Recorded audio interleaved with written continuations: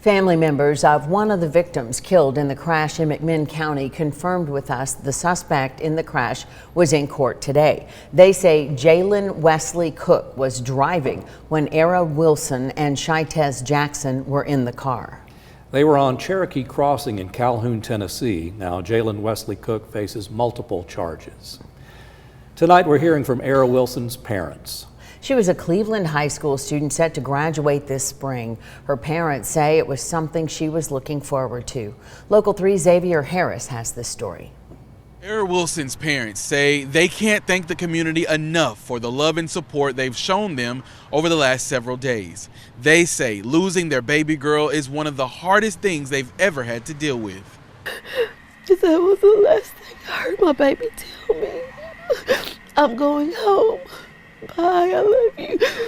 With tears rolling down her face, Era Wilson's mother, Tika Wilson, and father, Michael Wilson, recall the last moment they had before she left home Friday night. Then I got home, and I went in my bathroom, and I seen my shower curtain all in disarray like she normally do. I said, well, she been here in the shower.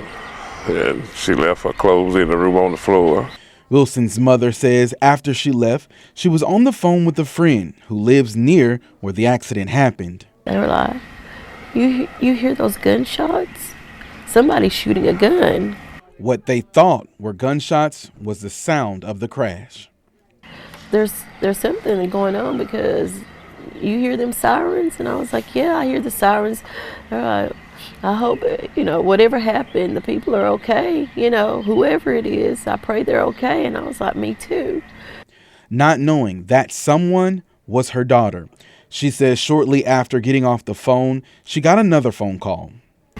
Saying that there was an accident. There was an accident. It was the mother of her daughter's boyfriend. She said somebody knocked at her door and told her daughter there was an accident and that Era and Shy were in the accident. It was bad. She says she immediately started searching for her daughter until she got a call from her son who said state troopers were at her home.